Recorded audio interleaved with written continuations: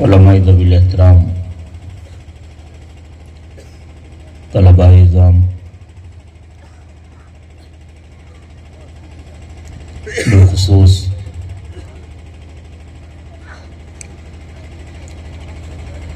عالم بعمل حضرت علامہ مفتی عبدالرحیم صاحب قبلہ،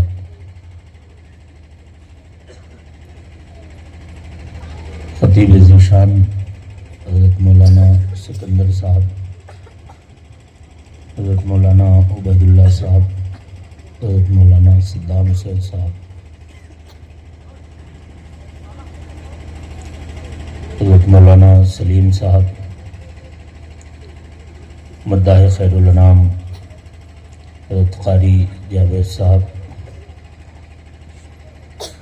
معزز و محترم سامعین اکرام، السلام علیکم ورحمۃ اللہ تعالی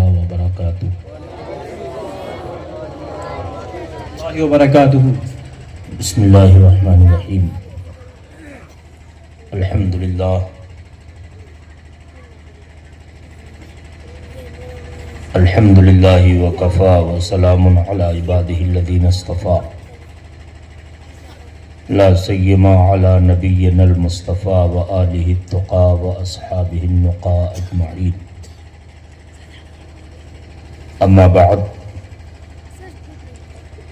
فاعوذ باللہ من الشیطان الرجیم، بسم اللہ الرحمن الرحیم۔ من عمل صالحا من ذکر او انثی وهو مؤمن فلنحیینہ حیاة طیبہ، صدق اللہ مولانا العظیم وبلغنا رسولہ النبی الکریم، ونحن علی ذلک من الشاہدین والشاکرین والحمد للہ رب العالمین۔ تیرے صدقے مجھے ایک بوند بہت ہے تیری، تیرے صدقے مجھے ایک بوند بہت ہے تیری، جس دن اچھوں کو ملے جام چھلکتا تیرا، اور تیرے ٹکڑوں پہ پلیں غیر کی ٹھوکر پہ نہ ڈال، یا سیدی یا رسول اللہ صلی اللہ تعالی علیہ وسلم، تیرے ٹکڑوں پہ پلیں غیر کی ٹھوکر پہ نہ ڈال، جھڑکیاں کھائیں کہاں چھوڑ کے صدقہ تیرا،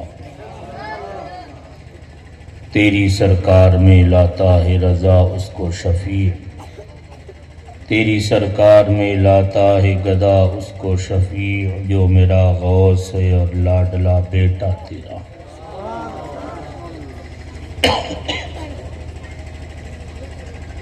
محترم دینی اور اسلامی بھائیوں، آئیے ہم اور آپ نہایت ہی عقیدت و احترام کے ساتھ اپنے اور ساری کائنات کے مرکز عقیدت حضور سراپا رحمت، تاجدار عرب و عجم، نور مجسم، فخر آدم و بنی آدم، صلی اللہ تعالی علیہ وآلہ وسلم کی مقدس مطہر معطر بارگاہ میں درود و سلام کا ہدیہ پیش کریں، بآواز بلند پڑھیں، اللہم صلی علی سیدنا و شفیعنا و مولانا محمد و بارک وسلم، صلاۃ و سلام علیکہ یا رسول اللہ، صلاۃ و سلام علیکہ یا حبیب اللہ۔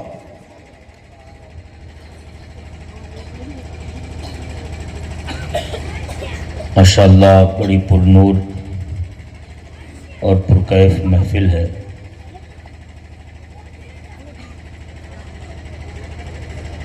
جامعہ فیض صدیقیہ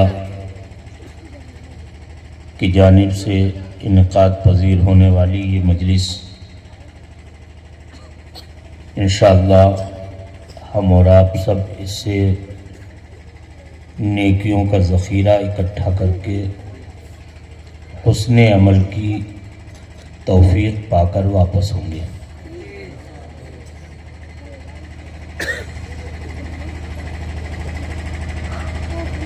اپنی بات شروع کرنے سے قبل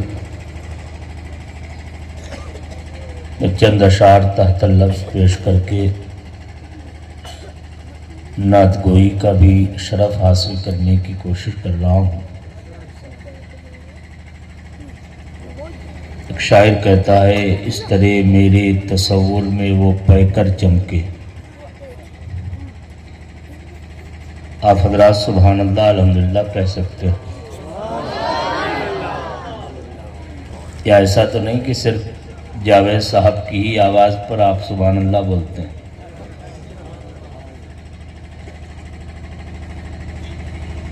بڑے پیارے، مجھے پسند بہت ہیں یہ اشعار۔ اس طرح میرے تصور میں وہ پیکر چمکے۔ اور نقشبندیوں کے یہاں تو تصور ہی تصور میں کیا کیا مل جاتا ہے، دنیا والوں کو خبر بھی نہیں ہو پاتی۔ یہاں تو عجیب معاملہ ہے، نہ زبان ہلتی ہے نہ آواز نکلتی ہے، دل ہی دل میں اندر ہی اندر وہ ہلچل پیدا ہوتی ہے کہ دنیا زیر و زبر ہو جاتی ہے۔ اس طرح میرے تصور میں وہ پیکر چمکے۔ بیٹھے یہاں رہیے لیکن تصور کو مدینے کا طواف کرنے کے لیے چھوڑ دیجیے۔ اس طرح میرے تصور میں وہ پیکر چمکے، جس طرح چاندنی راتوں میں سمندر چمکے۔ جس طرح چاندنی راتوں میں، اب راجستھان میں سمندر تو نہیں ہے لیکن ریگستان آپ نے ضرور چاندنی راتوں میں چمکتا ہوا دیکھا ہوگا۔ اس طرح میرے تصور میں وہ پیکر چمکے، جس طرح چاندنی راتوں میں سمندر چمکے، اور بزم ہستی میں ایک ایسا ہنسی گزرا ہے۔ بزم ہستی میں علماء کرام اور طلباء اعظام کی خصوصی توجہ درکار ہے۔ بزم ہستی میں ایک ایسا ہنسی گزرا ہے، جسم چادر میں چھپا لے تو وہ چادر چمکے۔ جسم چادر میں چھپا لے تو وہ چادر چمکے۔ اور یہ شعر بھی بڑا پیارا ہے، آپ کا نام مبارک بھی ہے کتنا پیارا۔ آپ کا نام مبارک بھی ہے کتنا پیارا، لکھ دیا جائے تو کاغذ کا مقدر چمکے۔ لکھ دیا جائے تو کاغذ کا مقدر چمکے، اور محفل ذکر میں ہوتا ہے فرشتوں کا نزول۔ یہاں بیٹھے ہوئے ہو، قسمت کے دھنی ہو، اللہ والوں سے اور نیکوں سے جڑنے کا یہ فیضان ہے کہ مدینے کی محفل آج آپ کے علاقے، آپ کے گاؤں میں سجی ہوئی ہے۔ محفل ذکر میں ہوتا ہے فرشتوں کا نزول، آپ کا ذکر ہو جس گھر میں وہی گھر چمکے۔ آپ کا ذکر ہو جس گھر میں وہی گھر چمکے۔ اور آخری شعر جو ہمارے اور آپ کے سب کے لیے لمحہ فکریہ بھی ہے اور نہایت درجہ درس کا سامان ہے۔ شاعر کہتا ہے، آپ کا ذکر ہو جس گھر میں وہی گھر چمکے، اور کتنے خوش بخت ہیں وہ لوگ جو اس دنیا میں، کتنے خوش نصیب ہیں، کتنے خوش بخت ہیں وہ لوگ جو اس دنیا میں آپ کا نقش قدم سر پہ سجا کر چمکے۔ آپ کا نقش قدم سر پہ سجا کر چمکے۔ ایک مرتبہ اور جی لگا کر درود پاک پڑھیں، صلی اللہ علی النبی الامی والہ صلی اللہ تعالی علیہ وسلم۔ صلاۃ و سلام علیک یا رسول اللہ، صلاۃ و سلام علیک یا حبیب اللہ۔ یہ میں نے نعت کے چند اشعار اس لیے اور پیش کیے ہیں کہ تاکہ آپ دل و دماغ اور نظر و نگاہ ہر طرح سے متوجہ ہو جائیں، کیونکہ نگاہیں تو میری طرف لگی ہوئی ہیں، میں بھی دیکھ رہا ہوں، آپ کے ذہن و فکر کو بھی میں کافی کیپچر کرنے کی کوشش کر رہا ہوں اور متوجہ بھی آپ رہیں گے انشاءاللہ، لیکن دل کو متوجہ کرنے کے لیے منفلوطی نے بڑی سچی بات کہی ہے کہ جس طرح کھیتی کو جوتنے کے لیے کوئی ہل ہونا چاہیے، بغیر ہل کے کھیتی کو جوتا نہیں جا سکتا، اور جب تک کھیتی جوتی نہیں جائے گی تب تک اس سے فصل نہیں اگائی جا سکتی ہے، اسی طرح سے شعر گوئی اور مدح مصطفیٰ بھی ہے جو مومن کے دل کی کھیتی کو زیر و زبر کرنے کے لیے ہے۔ جب تک مومن کے دل کی کھیتی شعر خوانی اور مدح خوانی کے ذریعے سے اتھل پتھل نہیں کی جائے گی، تب تک مدینے کی شکار ہونے کے لیے تیار نہیں۔ اب تیار ہو گئے ہو تو سارے لوگ بیٹھے ہوئے ہو تو سب سے پہلے یہ نیت کر لو، انشاءاللہ ہم جو کچھ سنیں گے اسے یاد بھی رکھیں گے اور اس پر عمل کرنے کی پوری کوشش کریں گے۔ سب سے بڑا کام یہی ہے، اچھی نیت۔ اکثر ہمارے جلسوں کا معاملہ بڑا بگڑ گیا ہے کہ ہاں نیتیں نہ سننے والوں کی حاضر رہتی ہے نہ سنانے والوں کی حاضر رہتی ہے، نیت میں اخلاص نہیں تو عمل بیکار، صرف ایک رسم ہو گیا، صرف ایک دکھاوا، ایک تماشا، ایک معاملہ اور ایک فکر پیدا کرنے سے عاری ایک کام تو ہو سکتا ہے لیکن مصطفیٰ کی محبت پیدا کرنے کا ذریعہ نہیں ہو سکتا۔ اس لیے نیت کو اچھا کر لو۔ اسی لیے تو میرے مصطفیٰ نے فرمایا نیت المومن خیر من عملی، مومن کی نیت تو اس کے عمل سے بھی بہتر ہے۔ اچھا نیت کرنے میں جاتا کیا ہے؟ ثواب ہی ثواب، کوئی ہمیں متوجہ کرنے والا نہیں، بتانے والا نہیں، ورنہ مومن نیت کرنے میں تو بغیر محنت کے فائدہ اٹھانے۔ یہ دین مصطفیٰ کی برکت ہے، یہ میرے رسول کی غلامی کا شرف پانے کی برکت ہے کہ نیت کر لو، بیٹھے رہو، زبان نہ ہلاؤ، ہاتھ نہ ہلاؤ، قدم نہ بڑھاؤ، صرف بیٹھے بیٹھے اچھی نیت کر لو، خدا تمہیں حسن عمل کی توفیق بھی دے گا اور اچھا عمل کرنے کا ثواب بھی عطا فرمائے گا۔ حدیث پاک میں سرکار دو عالم صلی اللہ علیہ وسلم ارشاد فرماتے ہیں کہ جب مومن بندہ کسی نیک کام کا ارادہ کرتا ہے تو نیت کرتے ہی رب قدیر کا فرشتے کو حکم ہوتا ہے میرے بندے کے نام پر ایک نیکی لکھ دی جائے، ایک نیکی لکھ دی جائے، اور اگر کر لیتا ہے وہ اچھا کام تو رب قدیر 10 گنا سے لے کے 700 گنا تک اسے اجر و ثواب عطا فرماتا ہے۔ یہ نیکی کا فائدہ۔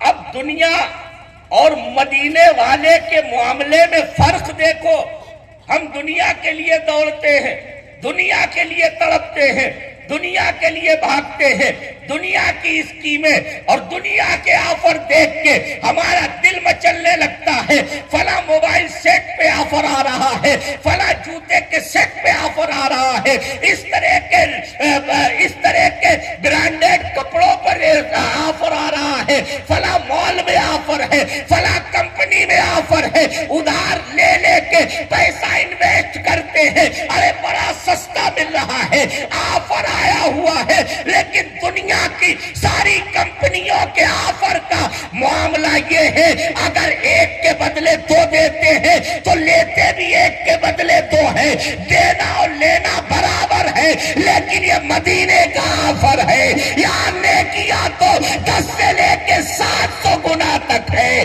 لیکن گناہ کا بدلہ صرف ایک۔ یہ مدینے کی مارکیٹ ہے جو دنیا سے بالکل ممتاز ہے، دنیا سے الگ۔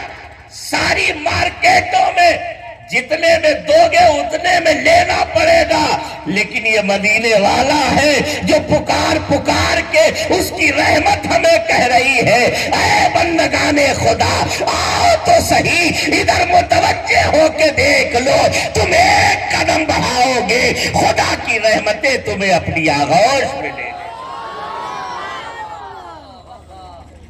نیکیوں کا معاملہ تو ارادہ کیا تو ایک لکھ دی گئی، اور کر لی تو کم سے کم 10 نیکیاں، کم سے کم، ورنہ اخلاص جن کا کامل ہوتا ہے انہیں کتنا ملتا ہے ہم اور آپ اس کا اندازہ بھی نہیں کر سکتے. اور بات سے بات نکلتی لیکن بڑی پیاری بات یاد آ گئی اور اس وقت کی ضروری بات ہے جس پر ہمیں خاص توجہ دینا چاہیے، اس لیے میں بات کو تھوڑا سا بڑھا کے پیش کرنے کی اجازت چاہتا ہوں. آپ غور کریں، لوگ آج معاذ اللہ کچھ ایسے دریدہ دہن پیدا ہو گئے جو صحابہ کی عظمت پر کیچڑ اچھالنے کی ناپاک جسارت کرنے لگے. اپنی بونی اور کھوٹی عقل کے ترازو پر ان پاک بازوں کو تولنے کی جسارت کر رہے ہیں کہ جن کا اگر کوئی ایک بھی نیک عمل نہ ہوتا تب بھی دنیا کے ہر غوث اور قطب سے وہ بڑے ہوتے. کوئی عمل نہ ہوتا، کچھ نہ کرتے، صرف ایک نگاہ جو ایمان کی حالت میں انہوں نے مصطفیٰ کو دیکھا ہے، وہ نگاہ ایسی ہے جس نے انہیں درجے کمال کی انتہا پر پہنچا دیا. بولو علماء کرام تشریف فرمائے. مشکات شریف کی حدیث سرور عالم صلی اللہ علیہ وسلم ارشاد فرماتے ہیں، اے لوگوں سنو، اگر تم میں سے کوئی احد پہاڑ کے برابر بھی سونا خیرات کرے، ما بلغا مدہم و نصیفہم، فرماتے ہیں اگر تم میں سے کوئی انسان یعنی غیر صحابی احد پہاڑ کے برابر بھی سونا خیرات کرے تو میرے غلام میرے صحابی کے ایک مد یا آدھا مد جو خرچ کرنے کے برابر بھی نہیں ہو سکتا ہے. صحابی جو خرچ کر دے تو احد پہاڑ کے برابر بھی دنیا کے کسی غیر صحابی کا سونا ان کے ثواب کو نہیں پہنچ سکتا. اب غور کریں، ذرا توجہ دینے کی ضرورت ہے.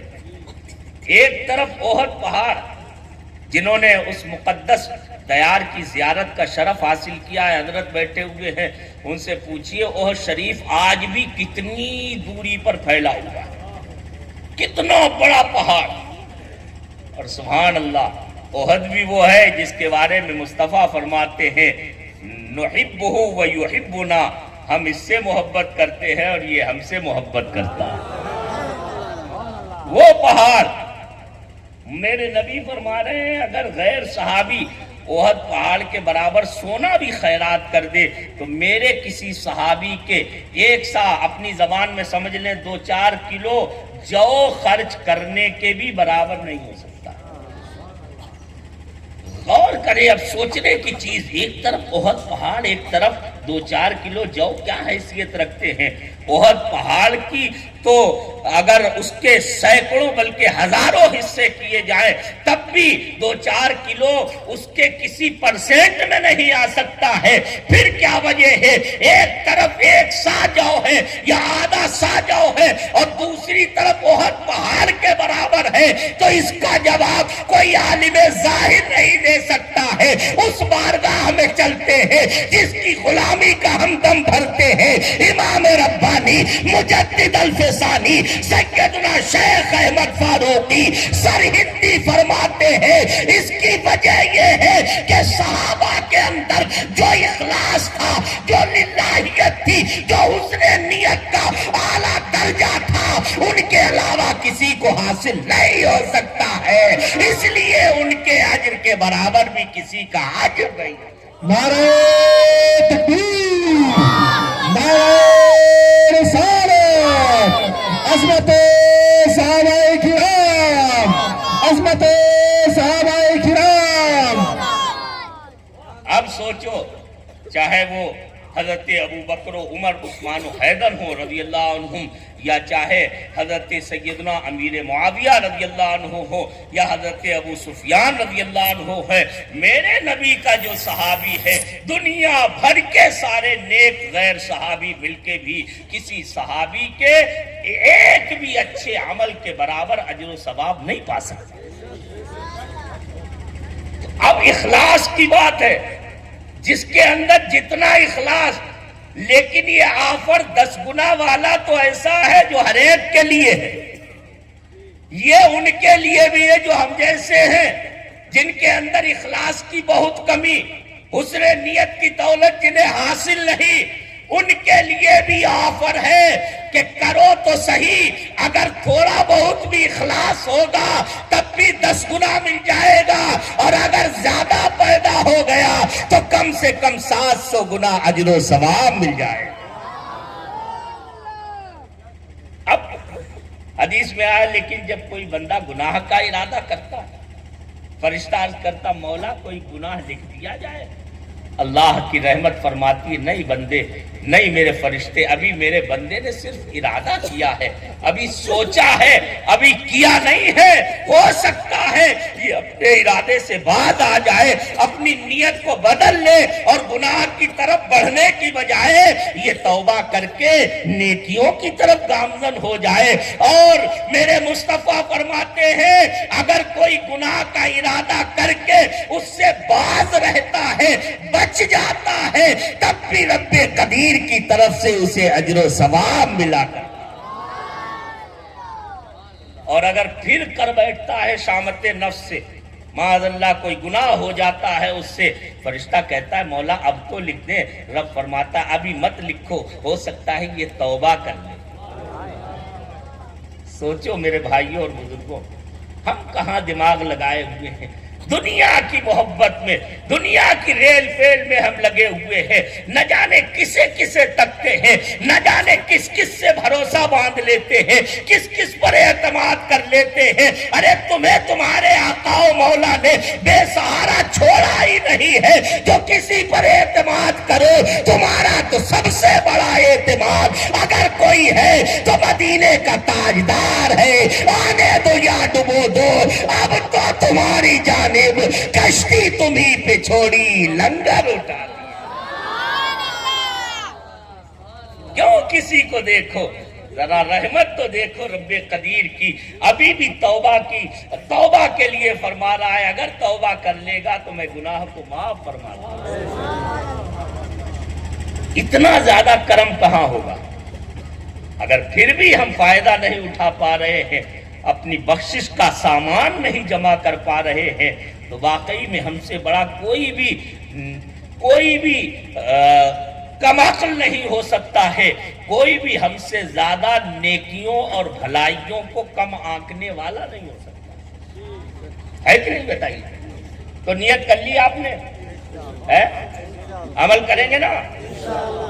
اللہ تعالیٰ عمل کی توفیق بخشے۔ قرآن مقدس کی میں نے آیت مبارکہ تلاوت کی، اللہ رب العزت ارشاد فرماتا من عمل صالحا من ذکر او انثی وهو مؤمن فلنحیینہ حیاتا طیبہ۔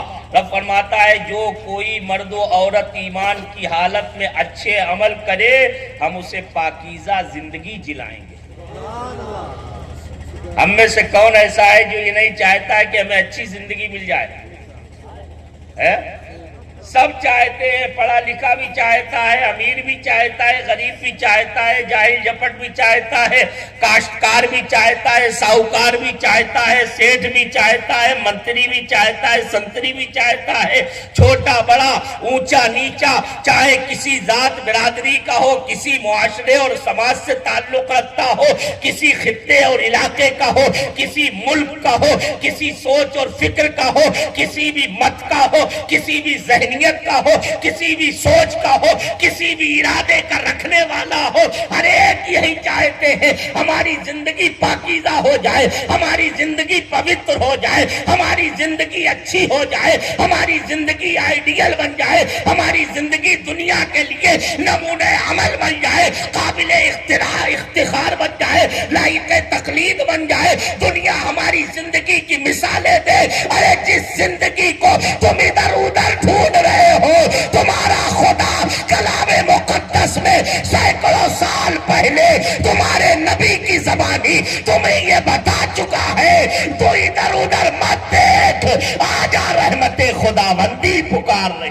واہ واہ، نعرہ تکبیر، نعرہ رسالت، نعرہ رسالت، اصلاح معاشرہ کانفرنس، سبحان اللہ۔ من عمل صالحا من ذکر او انثی وهو مؤمن، دو چیزیں ہیں ہمیشہ یاد رکھو۔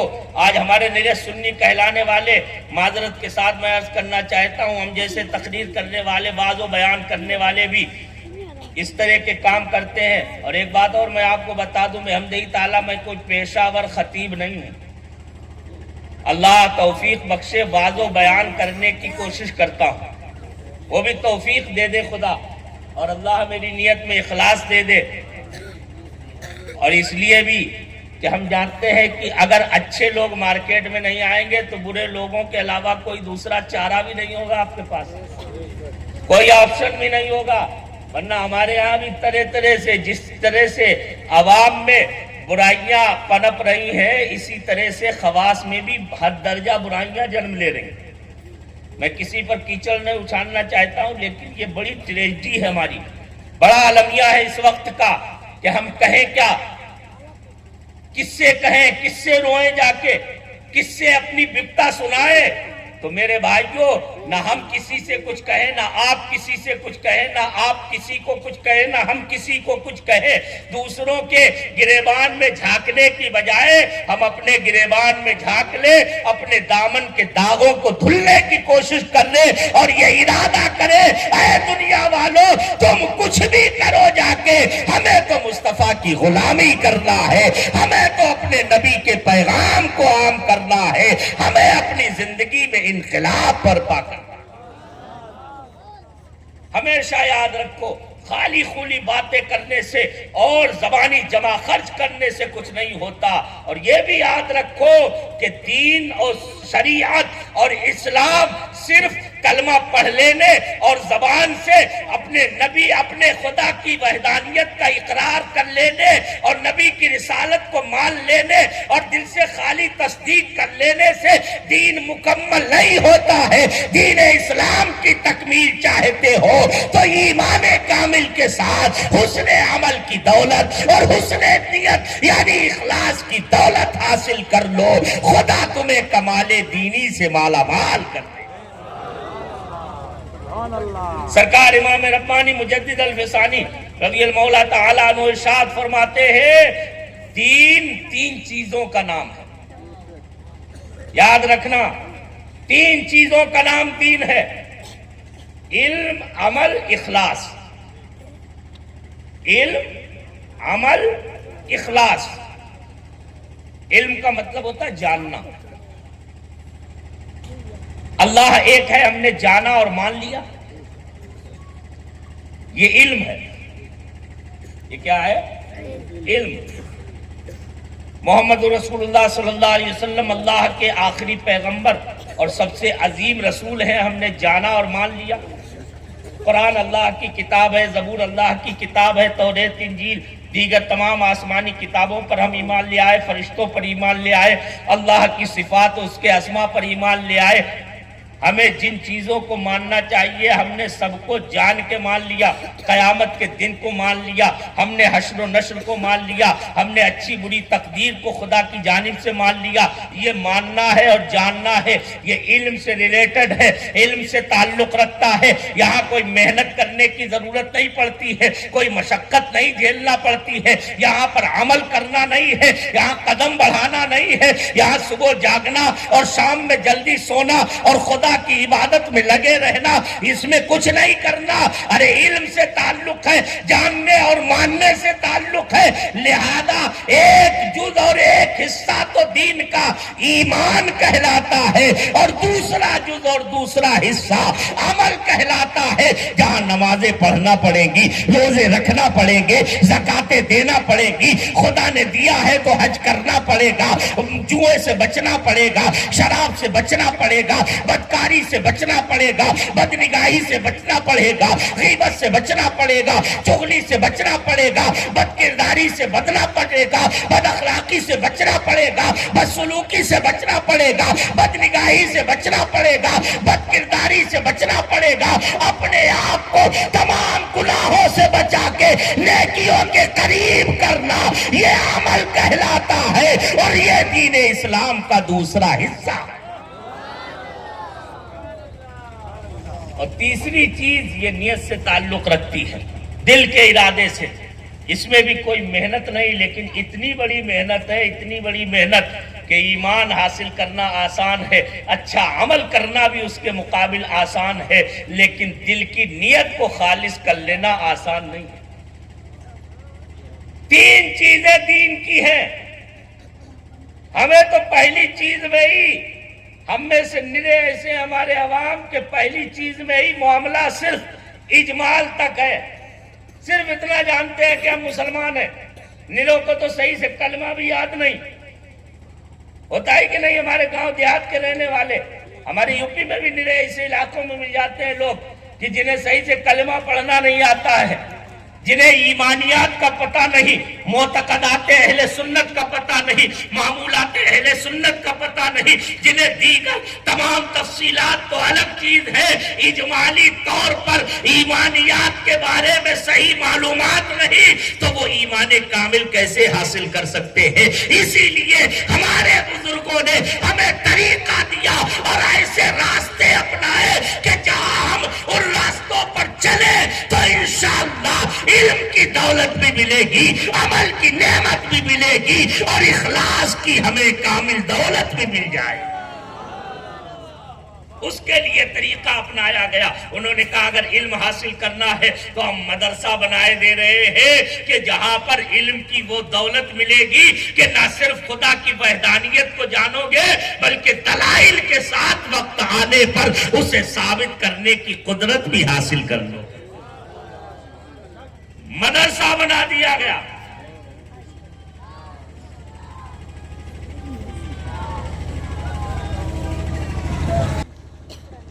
گلے گلزار سیادت چشم و چراغ خاندان نقشبندیت شہزادے ذیشان حضرت علامہ مولانا سید نعمت اللہ شاہ صاحب جیلانی حفظہ اللہ رونق افزائے محفل ہو چکے ہیں. آپ حضرات حضرت شہزادے گرامی تبار کی زیارت سے مستفید ہوں. میں اپنی بات کو بہت مختصر کر کے سمیٹنے کی کوشش کر رہا ہوں. موسم میں کافی خنکی ہے، لیکن آپ کے جذبات میں اگر حرارت رہے گی تو انشاءاللہ یہ خنکی ہم پر بھاری نہیں پڑے گی انشاءاللہ. تو مدرسہ بنایا گیا تاکہ ہم تعلیم حاصل کریں.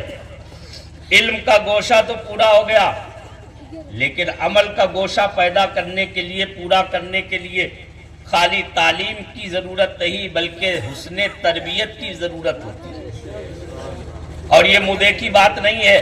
میں نے تو سوجا شریف میں جا کے نہیں دیکھا، لیکن میرے مرشد حضور بحر العرفان مفتی آفاق احمد صاحب قبلہ علیہ رحمت و رضوان جو بارہا وہاں افتتاح بخاری شریف کرانے کے لیے تشریف لایا کرتے تھے، انہوں نے نہ جانے کتنی مرتبہ، اور ان کے خادم خاص مولانا صوفی آفتاب صاحب نے مجھ سے بیان فرمایا کہ میں نے سوجا شریف میں دیکھا، بہت سارے مدرسوں میں گئے ہم لوگ، دیکھا مدرسوں کے ماحول کو، لیکن سوجا شریف میں جو تربیت کا ہم نے نظام دیکھا ہے وہ بہت کم ہندوستان کے مدارس میں نظر آتا ہے. تو اچھی تربیت سے حسن عمل پیدا ہوتا ہے، اور زیادہ اس عمل میں نکھار لانے اور اخلاص کامل دلانے کے لیے ہمارے بزرگوں نے خانقاہوں کا انعقاد کیا، اور ان خانقاہوں کو بنایا کہ جہاں شب و روز انسان کو رکھ کے مرشد اپنی توجہ سے اور دینی تربیت سے اور مزاج آشنائی سے اور حکیمانہ طرز تعدیب سے ایسا کندر بنا کے نکالتا تھا کہ دنیا کے سامنے جب وہ ہیرے نکل کے آتے تھے تو اکیلے خود نہیں چمکتے تھے بلکہ جہاں رہتے تھے وہاں نور بکھیرتے نظر آتے تھے، دنیا کو جگمگاتے چلے جاتے تھے، روشنی ہی روشنی تھی.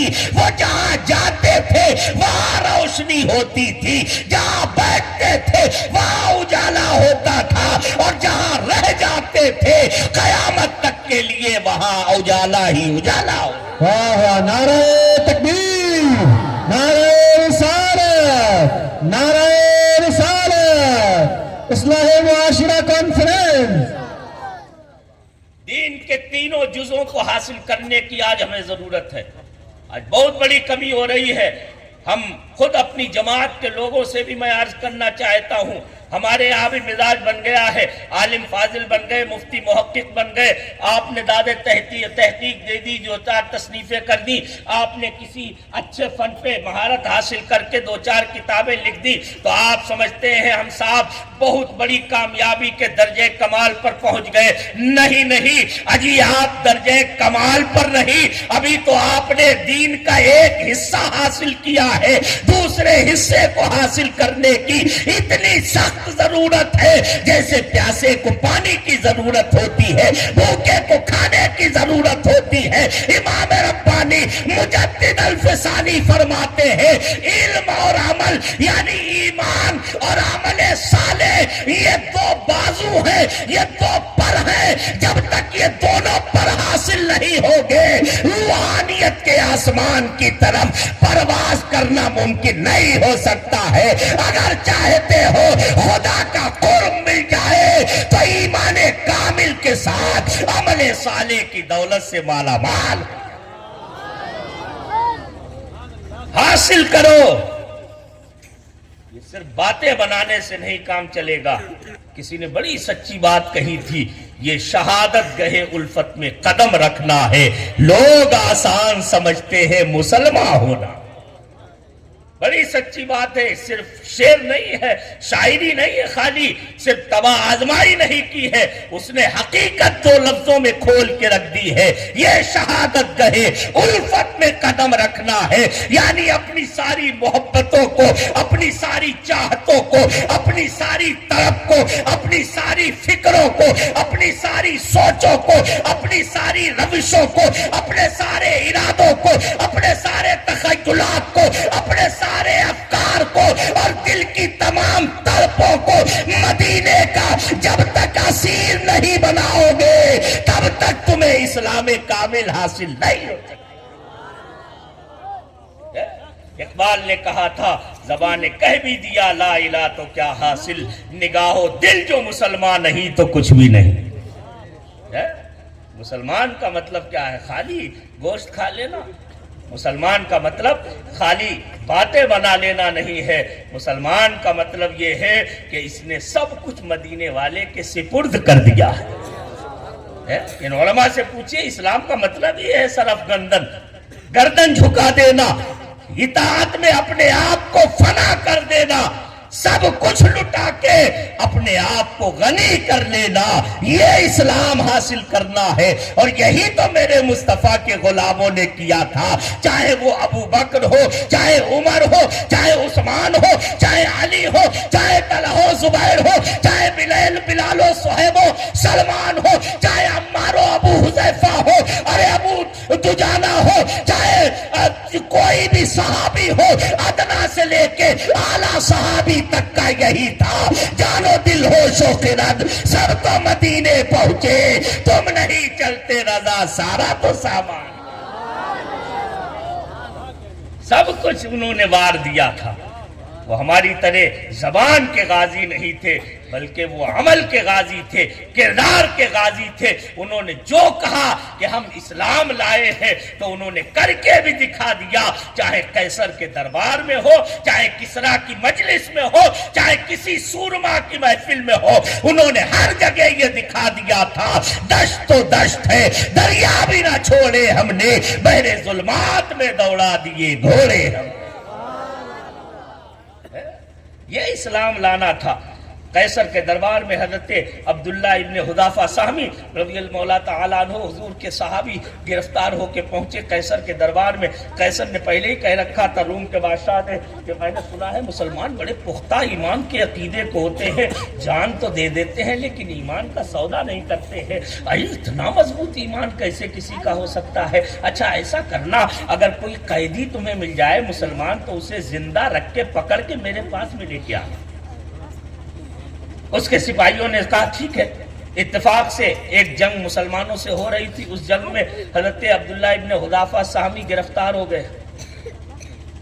عبداللہ ابن حذافہ سہمی اب تو رومی بڑے خوش ہو گئے کہ مسلمان بھی ملا اور وہ بھی سابق الاسلام ملا، یعنی حضور پر شروع میں جو کلمہ پڑھنے والے تھے ان لوگوں میں سے ایک تھے۔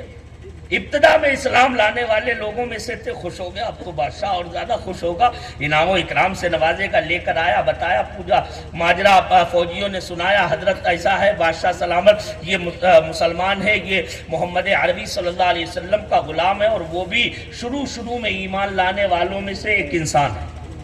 حضرت عبداللہ ابن حذافہ سامی کھڑے ہوئے، اللہ اکبر، سینہ تان کے کھڑے ہوئے۔ یہ وہ صحابی تھے، اور ایک انہی کی بات نہیں، سارے صحابہ کا حال یہ تھا کہ ان کی تو گردنیں بھی جھکی رہتی تھی، سینہ تو تاننا الگ چیز ہے، لیکن آج ایک جابر و ظالم کے دربار میں کھڑے ہیں، فرعون وقت کے دربار میں کھڑے ہیں، تو مصطفیٰ نے سکھایا تھا کہ جب غریبوں میں جاؤ تو گردن جھکا کے کندھے نیچے کر کے جانا، اور ظالموں کی بارگاہ میں جانا تو سینہ تان کے جانا، اور دکھا دینا دنیا کو ہم محمد عربی کے غلام ہیں۔ سینہ تان کے کھڑے ہوئے ہیں۔ اس نے کہا تو مسلمانوں کا الحمدللہ، کہا اچھا ایسا ہے، ہم نے تمہیں گرفتار کر لیا ہمارے فوجیوں نے، اب ہم تمہیں جان سے مار دیں گے۔ کہا تو جانے، تیرا کام جانے۔ کہا جان بچانا چاہتے ہو؟ کہا اللہ چاہے گا تو بچ جائے گی۔ کہا نہیں، بتاؤ بچانا چاہتے ہو؟ کہا بتائیے کیا کرنا پڑے گا۔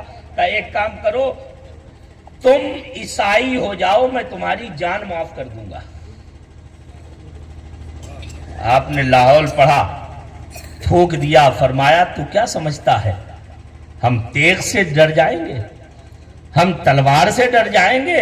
ہم جان دینے سے گھبرا جائیں گے؟ تجھے پتہ ہی نہیں ہے غلامان محمد نے تو پہلے روز ہی اپنی جان محمد مصطفیٰ کے قدموں پہ نثار کر دی۔ تو کیا کہہ رہا ہے ہم جان لے لیں گے؟ کہا اچھا ایک کام کرو، تم اگر عیسائی ہو جاتے ہو تو میں تمہاری جان بھی بخش دوں گا، اور تمہیں اپنی سلطنت میں سے آدھا حصہ دے دوں گا، آدھا حصہ دے دوں گا۔ کہا نہیں، تو اسلام کی بات کرتا ہے، قسم خدا کی اگر تو اپنی پوری سلطنت اور کسرا کی سلطنت اور دنیا بھر کے تمام بادشاہوں کی سلطنت میرے قدموں میں ڈال دے، اور تو کہے ایک لمحے کے لیے میں ایمان سے برگشتہ ہو جاؤں یا اذان چھوڑ دوں، تو عبداللہ اپنی جان کو قربان کر دے گا، لیکن اذان کی دولت چھوڑنے کو تیار نہیں۔ نعرہ تکبیر، نعرہ رسالت، عظمت صحابہ کرام، عظمت اسلام۔ واہ واہ واہ واہ۔ بادشاہ نے جب سنا تو وہ تو عیسائی تھا، اسے کیا خبر، سوچا اذان کوئی بہت بڑی چیز ہوگی، پتہ نہیں کیا ان کے دین کا کیسا معاملہ ہے، کیا چیز ہے کہ یہ کہنے اذان نہیں چھوڑیں گے۔ کہاں اذان نہیں چھوڑیں گے؟ کہا ہمیں سناؤ تو صحیح، اذان ہے کیا بتاؤ تو صحیح۔ اللہ اکبر، آج ہم ہیں کہ ڈر کے مارے مسجدوں میں اذان دینے سے پیچھے ہٹتے ہیں، اور وہ صحابی رسول تھے، دربار کسرا قیصر میں کھڑے ہو کے کانوں میں انگلیاں ڈالی، اللہ اکبر کی صدا لگا کے پوری اذان کہی۔ بادشاہ نے کہا یہی اذان ہے؟ کہا یہی ہے۔ تو اس سے اندازہ کر لے، جب ہم اعلان نہیں چھوڑ سکتے ہیں تو اسلام کیسے چھوڑ سکتے ہیں؟ اب اس نے دیکھا ایسے لالچ سے تو کام نہیں چل رہا ہے، ڈرانا چاہیے۔ اس نے کہا اپنے کارندوں کو اشارہ کیا، انہیں ایک درخت سے باندھ دو، اور ان کے ہاتھوں کے قریب میں تیر چلانا، ان کے پیروں کے قریب میں تیر چلانا۔ اپنی رومی زبان میں سمجھا دیا، عربی میں نہیں کہا کہ یہ سمجھ جائیں گے، رومی زبان میں کہا انہیں مارنا نہیں بلکہ ان کے ہاتھوں اور پیروں کے پاس میں تیر چلانا۔ وہ ڈرانا چاہتا تھا، لیکن اسے کیا پتا تھا یہاں تو ڈر نام کی کوئی چیز باقی ہی نہیں رہی۔ ڈر کہتے کسے ہے؟ یہ اس منزل سے بہت آگے نکل چکے ہیں جہاں اپنا کوئی ہوش حواس ہی نہیں۔ اگر کچھ یاد ہے تو اتنا یاد ہے کہ محمد مصطفیٰ کے غلام ہیں، زندہ رہے تو غازی کہلائیں گے، اور مر گئے تو شہید ہو جائیں گے۔ جان ہتھیلیوں میں لیے گھومتے تھے. تیر چلائے گئے. اب کہہ رہے ہیں اس کے کارندے اور فوجی اب بھی عیسائیت قبول کر لو, اب بھی عیسائیت قبول کر لو. فوراً انکار کر رہے, بڑا منہ بگاڑ کے کہہ رہے ہیں, نفرت کے ساتھ کہہ رہے ہیں. دل میں یہ تمنا ہے کہ کاش کہ یہ میری جان لے لے تاکہ مصطفیٰ کی غلامی کا حق ادا ہو جائے. جب اس نے دیکھا ایسے بھی کام نہیں چل رہا, کہا کھولو. اس کے بعد میں 2 مسلمان قیدیوں جوانوں کو بلایا, ایک بڑی کڑھائی منگائی, اس میں تیل کھولوایا اور ان کے سامنے دونوں مسلمان قیدیوں کو ایک کے بعد دیگرے کھولتے ہوئے تیل میں ڈال دیا. ان کے جسم جب تیل میں پہنچے, کھول رہا تھا تیل, اللہ اکبر, ہڈیاں گوشت سے الگ ہونے لگی, گوشت جھڑنے لگا. حضرت ابو حذیفہ عبداللہ ابن حذیفہ نے دیکھا, آنکھوں سے آنسو ٹپک پڑے. عیسائی کچھ اور سمجھا, اس نے واپس بلایا, کہا اب عیسائیت قبول کرو گے؟ کر لو عیسائیت قبول, میں تمہیں اتنا دے دوں گا کہ دنیا کے سب سے بڑے تم مالدار اور سب سے رئیس بن جاؤ گے, سب سے زیادہ عظمت والے بن جاؤ گے. کہا نہیں, میں عیسائیت کو تو کبھی منہ بھی نہیں لگا سکتا ہوں, محمد کی غلامی چھوڑنے کو تیار نہیں. کہنے لگا ارے پھر رو کیوں رہے تھے, ابھی میں تو سمجھا تم ڈر گئے ہوگے. موت سامنے دیکھی, مرتے ہوئے لوگوں کو جلتے ہوئے تیل میں دیکھا, اپنے ساتھیوں کو, تو موت کا خوف تمہاری موت کے خوف نے دل کو اپنی گرفت میں لے لیا, اس لیے تم ڈر گئے ہو. میں تو یہی سمجھ رہا تھا. کہ نادان, اللہ اکبر, الٹی ہی چال چلتے ہیں, دیوان گانے عشق آنکھوں کو بند کرتے ہیں دیدار کے لیے. مسکرائے, فرمایا تو سمجھا نہیں, جب تو ان نوجوانوں کو جلا رہا تھا تو میں نے اپنے دل میں کہا عبداللہ ابھی چند لمحوں کے بعد تو بھی اسی کڑھائی میں ڈال دیا جائے گا, تیری جان چلی جائے گی. کاش کہ میرے جسم پر جتنے رونگتے ہیں ہر بال کے بدلے میں خدا مجھے جانے دیتا, اور ہر جان اسی طرح محمد کی غلامی میں اس کڑھائی میں ڈال دی جائے. واہ واہ, نعرہ تکبیر, نعرہ رسالت, نعرہ رسالت, سبحان اللہ. کہ میں اس لیے نہیں ڈر رہا, رو رہا تھا کہ اب جان چلی جائے گی. رونا تو یہ تھا کہ ایک ہی جان مجھے دی گئی ہے جو ابھی چلی جائے گی, معاملہ ختم ہو جائے گا. ارے دل کی حسرت پوری نہ ہوگی, تمنا تو یہ ہے سینکڑوں لاکھوں جانیں ہوتی, وہ سب قربان نبی ہو جاتی, فدائے مصطفیٰ ہو جاتی, نثار مدینہ ہو جاتی. تبھی تو بریلی کا تاجدار پکار اٹھتا ہے, کروں تیرے نام پہ جا فدا, نہ بس ایک جا دو جہاں فدا, 2 جہاں سے بھی نہیں جی بھرا, کروں کیا کروڑوں جہاں نہیں. یہ ہے نبی کی غلامی کی اہمیت, اسے سمجھو میرے بھائیوں. بچوں کو سمجھاؤ, بچیوں کو سمجھاؤ, یہ بھی بڑی ضروری چیز ہے جس پر آج ہماری توجہ نہیں ہے. ہم سمجھتے ہیں صرف مدرسے والوں کی ذمہ داری ہے, صرف مکتب میں پڑھانے والے علماء کی ذمہ داری ہے, صرف مسجد میں نمازیں پڑھانے والے ائمہ کا یہ فریضہ ہے کہ وہ ہمارے بچے بچیوں کے دلوں میں ایمان بٹھائیں. نہیں, سب سے پہلا فریضہ ماں باپ کا ہے کہ بچی یا بچہ گود میں آتے ہی ماں باپ اسے محمد مصطفیٰ کی غلامی کا سبق پڑھانے لگے. ایسا بنا دو بچے بچیوں کو کہ وہ چاہے کسی بھی نرغے میں پھنس جائے, ایک جان نہیں, وہ کہے ہزاروں جانیں لے لو, لیکن غلامی مصطفیٰ کا طوق اتارنے کو تیار نہیں ہے. ایسا ایمان پختہ کرو. ضرورت ہے, آپ سب دیکھ رہے ہو ہندوستان بھر کے حالات ہمارے اور آپ کے سامنے سوشل میڈیا کے ذریعے ہر وقت رہتے ہیں. کیا کچھ نہیں ہو رہا ہے. آج تو ذرا سی جھوٹی محبت میں لڑکے اور لڑکیاں اپنا ایمان بیچتے ہوئے نظر آ رہے ہیں. کہیں کسی کے لب میں ہو گئے, کہیں کسی کے محبت میں ہو گئے, کہیں کسی کی فرینڈ شپ میں چلے گئے. ارے نادانو, تم نے اپنے بچے اور بچیوں کو وہ بنایا ہی نہیں, وہ بتایا ہی نہیں کہ ایمان کتنی اعلیٰ دولت ہے اور کفر کتنی بڑی لعنت ہے. یہ صرف زبانی باتیں نہیں ہے, یہ صرف دنیا کا ایک رسم و رواج نہیں ہے کہ میں اسلام مذہب اور فلاں مذہب, یہ صرف باتیں نہیں ہے. مذہب اسلام تو وہ ہے کہ ہزاروں جانیں دے کے بھی اگر اسے خریدا جائے تو سستا بڑا سودا ہے. بڑی کم قیمت دے کے ہم یہ دولت حاصل کر رہے ہیں. تبھی تو امام احمد رضا کہتا ہے وہ تو نہایت سستا سودا بیچ رہے ہیں جنت کا, ہم مفلس کیا مول چکائے اپنا ہاتھ ہی خالی. بہت سستا سودا ہے. ایمان بڑی نعمت ہے, بڑی دولت ہے. میں اس ٹاپک پہ گفتگو زیادہ نہیں کرنا چاہتا تھا, میں تو کچھ اور بتانا چاہتا تھا, بات آ گئی. لیکن یہ بھی بہت ضروری ہے میرے بھائیوں اور بزرگوں کہ ہم اپنے بچوں اور بچیوں کو سب کو گھٹی میں اسلام اور ایمان کی دولت پلا دیں. بہت ضروری ہے. ایمان سلامت ہے تو انشاءاللہ عمل صالح کی بھی دولت مل جائے گی, اخلاص بھی مل جائے گا. اللہ چاہے گا کوشش کریں گے. سب سے پہلی بنیاد ایمان ہے. جب تک بنیاد ہی نہیں ہوگی تو عمارت کیسے بنے گی؟ جانکاری یہ ایمان کے لیے گویا کہ ایک لازمی جز ہے. علم, ظاہر سی بات ہے معلومات نہیں ہوگی تو آدمی جانے گے کیا کہ ایمان ہے کیا. سمجھ رہے ہیں آپ؟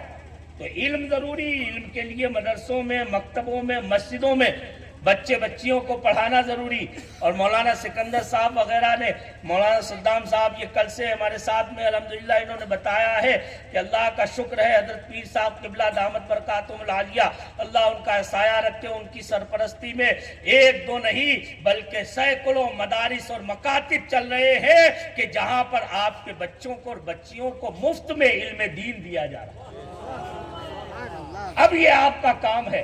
میخانہ کھولنے والے نے تو میخانہ کھول دیا ہے, اب پینے والوں کا کام ہے. ظاہر سی بات ہے ہاتھ تو بڑھانا پڑے گا, قدم تو بڑھانا پڑے گا. یہ رشتہ محبت کچھ اس طرح نبھے گا, کچھ تم قدم بڑھاؤ کچھ ہم قدم بڑھائیں. اب انہوں نے تو علم کے میخانے کھول دیے, دریچے کھول دیے. اب یہاں شراب محبت لٹائی جا رہی ہے. آؤ دنیا کی شرابوں سے توبہ کر کے محمد مصطفیٰ کی غلامی کی شراب پی لو. میرے بھائیوں اور بزرگوں, ہمیں اور آپ کو چاہیے کہ ہم ایمان کامل کی دولت بھی حاصل کریں. اور دوسرے نمبر پر عمل صالح کی نعمت بھی بہت ضروری ہے. ایمان کا حسن عمل صالح سے پیدا ہوتا ہے. بلکہ بعض جگہ تو میں نے پڑھا ہے بزرگوں نے یہاں تک فرمایا کہ جو بدعملی کا زیادہ شکار ہوتا ہے, یہ جملہ نوٹ کریں, میرے آج ہمارے ظاہر بھی مولوی کہہ دیتے ہیں بس سنیت ہے تو سب کچھ ہے, بیڑا پار ہے, جنت ہماری ہمارے باپ کی. میرے کہہ دیتے ہیں نا, اس میں کوئی شک نہیں ہے سنیت ہمارے جنتی ہونے کی سند ہے. سنیت ہمیں قیامت میں بچانے کا ذریعہ ہے.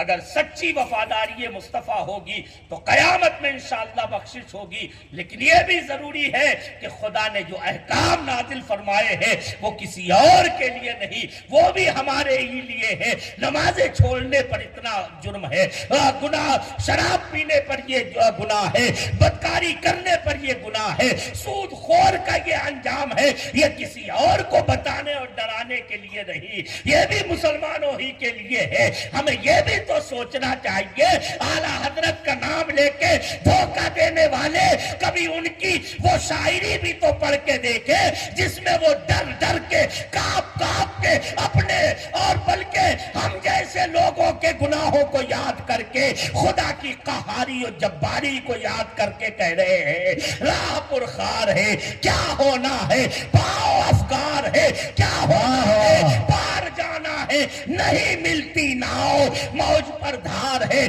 کیا ہونا ہے, کل تو دیدار کا دن اور یہاں آنکھ بیکار ہے کیا ہونا ہے. ان کو رحم آئے تو آئے ورنہ وہ کڑی مار ہے کیا ہونا. واہ واہ واہ, سبحان اللہ سبحان اللہ, بہت خوب.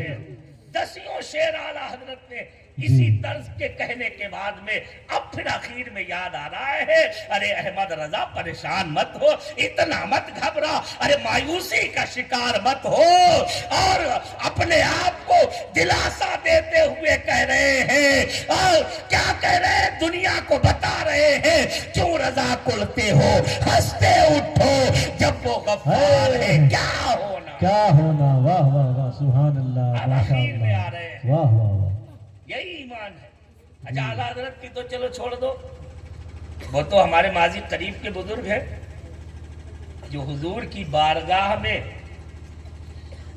جنت کی بشارت پانے والے ہیں، حضور کے خلیفہ دویم مراد رسول سیدنا فاروق اعظم رضی اللہ تعالیٰ عنہ ہے، امت میں حضرت صدیق اکبر کے بعد جن کا سب سے بڑا مقام و مرتبہ، جن کے بارے میں میرا نبی فرماتا ہے سبحان اللہ کہ عمر جس راستے سے گزرتا ہے شیطان اپنا راستہ بدل دیتا ہے، بے شک، اعلیٰ حضرت جس کے بارے میں فرماتے ہو وہ عمر جس کے آداب پہ شیدا سقر، واہ واہ، خدا دوست حضرت پہ لاکھوں سلام، سلام، واہ واہ واہ، اتنی عظیم ذات فاروق اعظم رضی اللہ عنہ فرماتے ہیں کہ اگر مجھے یہ معلوم ہو کہ دنیا میں صرف ایک انسان ایسا ہوگا کہ جسے اللہ تعالی جہنم میں ڈالے گا تو مجھے خدا کی قہاری اور جباری سے یہ خوف ہے کہ کہیں وہ ایک انسان عمر نہ ہو۔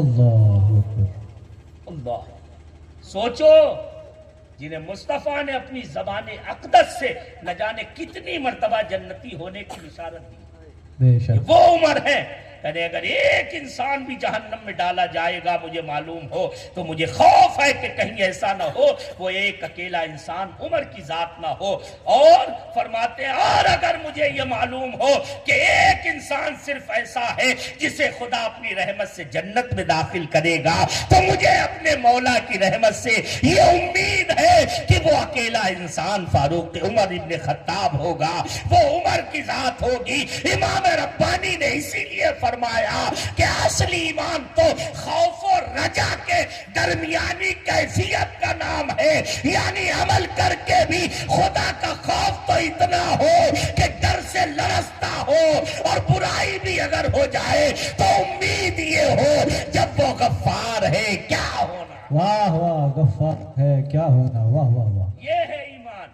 سبحان ایسا نہیں ہے۔ اللہ، سبحان اللہ، ہاں نیک بھی لرزتے ہیں، واقعی میں جو نیک ہے وہ تو اتنا لرزتے ہیں، اتنا لرزتے ہیں کہ رات رات بھر سجدوں میں رویا کرتے ہیں۔ جی، ہم جیسے گناہگار کس حیثیت اور کس کھیت کی مولی ہے، ہمارا تو کیا معاملہ ہے، ہم تو گناہوں پر گناہ کر کے بھی اس بات کے بھروسے چادر تان کے سو رہے ہیں کہ ارے ہمیں کیا ہونا ہے، جنت تو ہماری ہمارے باپ کی ہے۔ اللہ، میں جو جملہ سنا رہا تھا اس سے نوٹ کرنے کی ضرورت ہے، بات کو میں بڑھا بالکل اخیر کی طرف لا رہا ہوں، اور موضوع تو مکمل نہیں ہو رہا ہے لیکن بالکل اخیر کی طرف میں بہت جلدی سے لا رہا ہوں، وقت بہت زیادہ ہو گیا۔ جی بات سمجھ میں آ رہی ہے کہ نہیں؟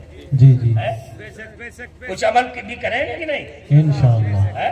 انشاءاللہ، اب وہ بزرگ کیا فرماتے ہیں کہ جو انسان برائیوں پر برائیاں کرتا رہتا ہے، گناہ زیادہ کرتا ہے، نیکیوں سے دور رہتا ہے، بھلے ہی وہ ایمان والا ہو لیکن موت کے وقت اس کے گناہوں کی نحوست کی وجہ سے معاذ اللہ سربار معاذ اللہ اس کا ایمان چھین لیا جاتا ہے۔ اللہ، اللہ، سوچو شرابے پی پی کے اکڑ اکڑ کے چلنے والوں، سود خوری میں اپنی زندگیاں بسر کرنے والوں، بدکاریاں کر کے اپنے آپ کو طاقتور جوان اور اپ ٹو ڈیٹ سمجھنے والوں، اپنے آپ کو بڑا ہینڈسم بنانے والوں، دنیا میں اپنے آپ کو بڑا بتانے کے لیے لوگوں کا مال ہڑپ کر کر کے، چوریاں کر کر کے، عیش و طرب کے سامان کرنے والوں، اس خدا کی پکڑ سے بچ جاؤ۔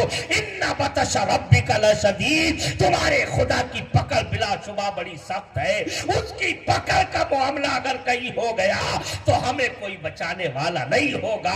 ہم اس وقت میں کسی یارو مددگار کو، کسی دوست کو، کسی بھی اپنے پرائے کو بلا کے مدد حاصل نہیں کر سکتے ہیں۔ آج لے ان کی پناہ، آج مدد مانگ ان سے، گے پھر نہ مانیں گے قیامت میں اگر مان گیا۔ واہ واہ واہ واہ، سبحان اللہ، آج ہوش کے ناخن لو، سبحان اللہ۔ نبی پاک صلی اللہ علیہ وسلم کی غلامی اختیار کی ہے تو اپنے عمل و کردار سے بھی دنیا کو دکھاؤ کہ ہاں ہاں ہم مدینے کے فداکار، بے شک۔ زندگیاں اچھی بنانا چاہتے ہو۔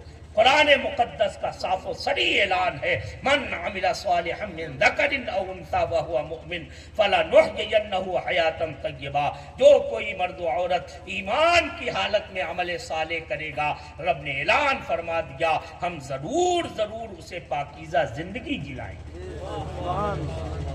کتنی تاکیدیں ہیں فلنحیینہ میں، آپ ان علماء سے پوچھئے، اتنی پختگی کے ساتھ میں رب نے جو اعلان اور وعدہ فرمایا ہے اس میں کوئی شک و شبہ نہیں ہو سکتا، کوئی تردد نہیں ہو سکتا۔ ہم یقین کامل رکھتے ہیں واقعی میں جو بھی مرد و عورت ایمان کے ساتھ میں عمل صالح کرے گا خدا اسے دونوں جہان میں اچھی زندگی سے مالا مال کرے گا۔ ایمان کو پختہ کرو، اور اس کے لیے ذریعہ وہی ہے جو میں عرض کر رہا تھا کہ مدرسے میں بچوں کو بھیجو، اور سب سے پہلے اپنے بچوں اور بچیوں کو جب دودھ پیتے بچے ہوں تھوڑا تھوڑا تتلا کے بولنا شروع کرے تو سب سے پہلے اپنے خدا اور رسول کے بارے میں انہیں بتانا شروع کریں۔ اور یہ میری نہیں تنبیہ ہے بلکہ خود مصطفیٰ جان رحمت صلی اللہ علیہ وسلم کا ارشاد پاک ہے، فرماتے ہیں جب تمہارے بچے بولنا شروع کرے تو انہیں سب سے پہلے اللہ کا لفظ ان کی زبان سے ادا کرایا، اللہ اللہ ان کی زبانوں سے ادا کراؤ۔ قسم خدا کی ذرا تصور کر کے تو دیکھو، جس ماں کا اور جس باپ کا بچہ جو دودھ پیتا ہو، لڑکا ہو یا لڑکی، جو ماں کی گود میں ہو، لیٹا ہوا ہو، اور ماں کے سکھانے سے وہ اپنی توتلی زبان میں اپنی چھوٹی چھوٹی زبان سے اللہ اللہ پکارے گا، اس کے ماں باپ پر خدا کی کتنی رحمتیں نچاور، کتنی رحمتیں برسیں گی، ساری ہماری برا تکلیفیں دور ہو جائیں گی۔ ہم افسوس کرتے، شکوے کرتے ہیں برکت نہیں ہو رہی ہے، یہ نہیں ہو رہا ہے، وہ نہیں ہو رہا ہے، یہ دعا کر دو، وہ تعویذ کر دو۔ ارے سب سے بڑا تعویذ تو خدا نے ہمیں اور اس کے رسول نے عطا فرما دیا ہے کہ خدا و رسول کا نام تمہارے گھروں میں ہر وقت گونجتا رہے، بلائیں تمہارے گھروں سے دور ہوتی رہے۔ آمین۔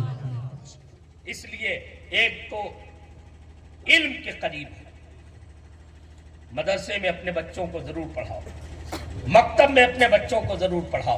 میں نہیں کہتا کہ کانوینٹ اسکولوں میں نہ پڑھاؤ، انگلش میڈیم کی اسکولوں میں نہ پڑھاؤ، خوب پڑھاؤ، اللہ نے توفیق بخشی ہے۔ دنیاوی اور عصری تعلیم بھی بہت ضروری ہے اور ہماری ترقی کے لیے بلکہ بنیاد ہے دینی اور دنیاوی تعلیم، لیکن سب سے پہلے اپنے بچے اور بچی کو ہوش سنبھالتے ہی دین کی اتنی ضروری اور ابتدائی تعلیم دے دو تاکہ وہ کسی بھی ماحول میں جا کے مصطفیٰ کی غلامی کا سودا نہ کرنے، اتنا پختہ ضرور بنا دو۔ اور ایک بات اور یہ یاد رکھنا، یہ صرف مکتب اور مدرسے میں بھیجنے سے ہوگا بھی نہیں۔ ہم اور آپ میرے لوگ سوچتے نا کہ اپنے بچے کو بچی کو مدرسے میں بھیج دیا، مکتب میں بھیج دیا، بس ہو گیا کام، ہاں بڑے پختہ ایمان والے ہو جائیں گے، علم مل جائے گا۔ نہیں، میں اس بات سے اتفاق نہیں کرتا۔ خالی مدرسے اور مکتب میں مسجد میں بھیجنے سے لڑکے لڑکی کو ہم ایمان کامل گھٹی میں نہیں پلا سکتے ہیں۔ جب تک ہماری اور آپ کی دنچریا میں، ہمارے روزمرہ کے معمولات میں انہیں اسلام کی جھلک نظر نہیں آئے گی تب تک وہ اسلام کے دلدادہ اور فریفتہ نہیں ہو سکتے۔